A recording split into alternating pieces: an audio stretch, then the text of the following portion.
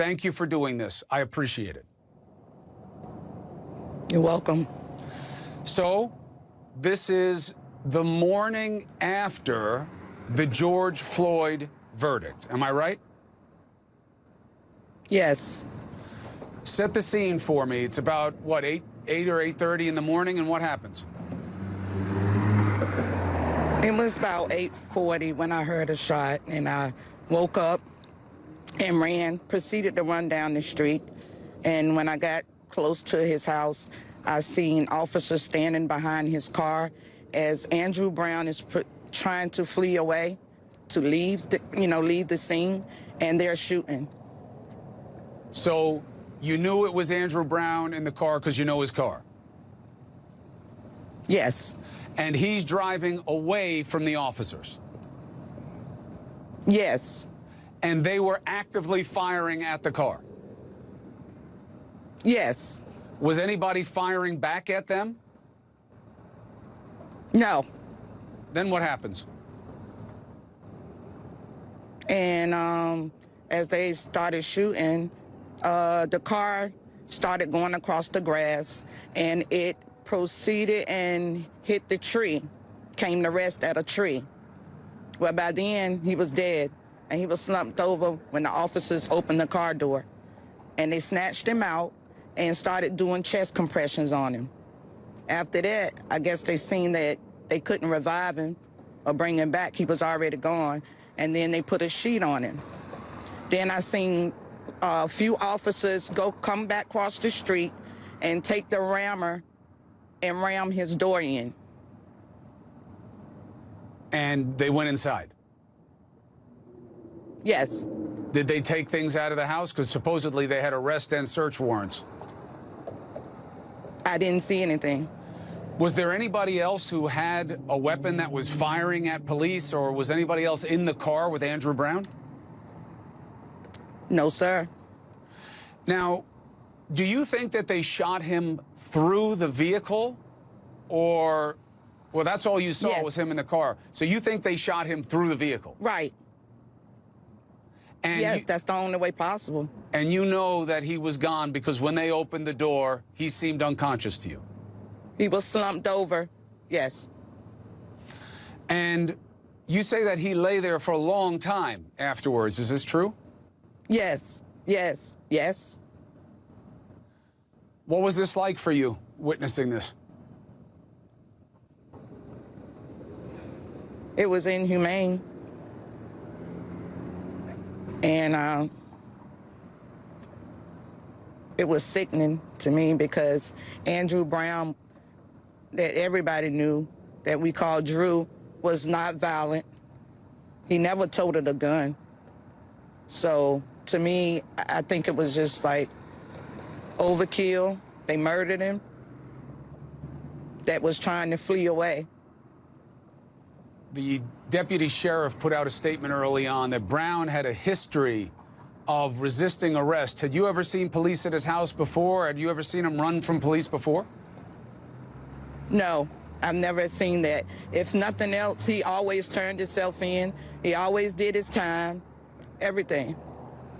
Now, to the extent that this was drug-related, your feeling is whatever he did, he wasn't known as a local drug dealer. He wasn't pushing any product on your street.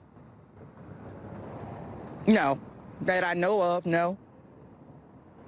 What was his reputation in the neighborhood? He was a good guy. He wasn't a nuisance. He was none of that. He minded his business.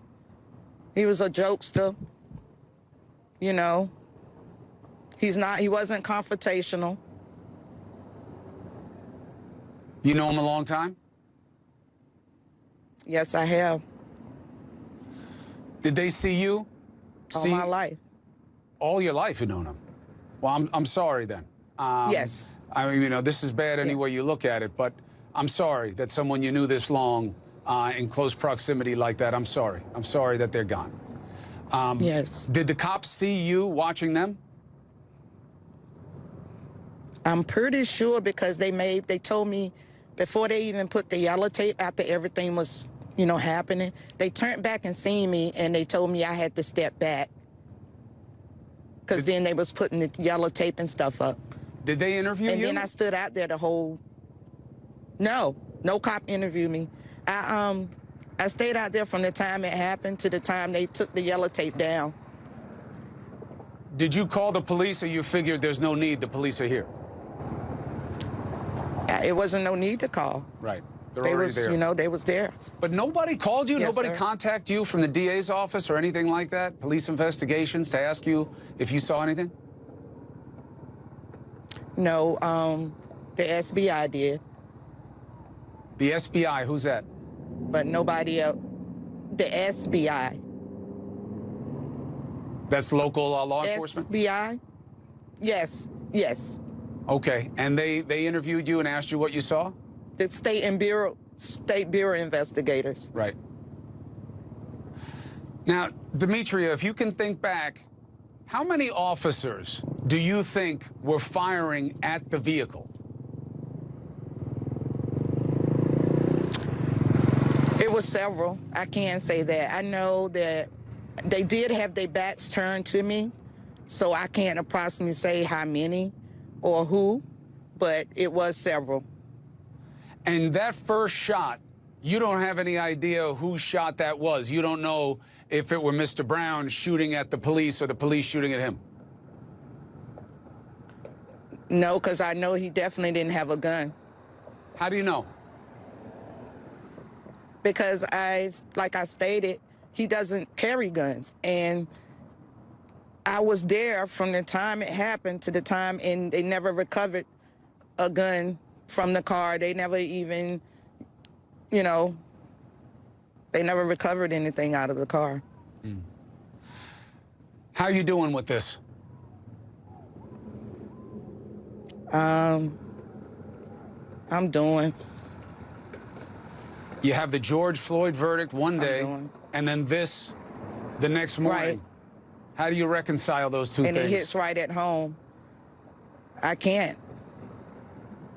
It's disturbing. Sickening. On Tuesday, I got to believe you felt a different level of hope about how the system works. And then what happens Wednesday morning? Yes. And it made us distrust them again. What do you think about the fact that the DA won't release the tape because he doesn't want it to hinder the investigation?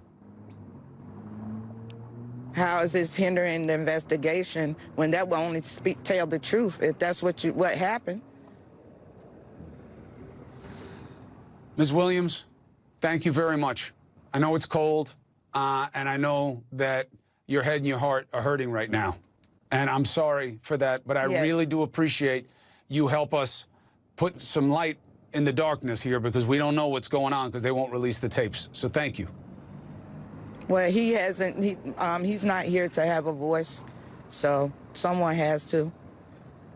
Well, I appreciate you doing it for us. Good luck going forward. Let us know You're if we can welcome. help. Thank you.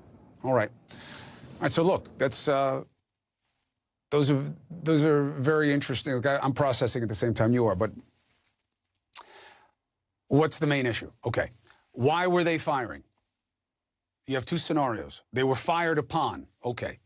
If fired upon, absolutely, imminent threat, you can return fire. Was there imminent threat if he's driving away?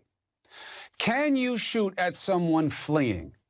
Yes, but you cannot shoot at someone because they are fleeing. There have to be other conditions present. You have to believe that that person is a threat to someone else or to you, although that's hard to argue if they're running away from you. So there are rules of engagement for police deputies. Firing on a car that's moving away is a different level of analysis. Now, how does the law in North Carolina get changed so that we don't have to do this? Look, luckily, we have Demetria Williams, who's at 8 o'clock in the morning. She not only gets up, she runs towards gunfire. I mean, that is a rare form of citizenship, and she did it. And if she hadn't, we wouldn't know anything.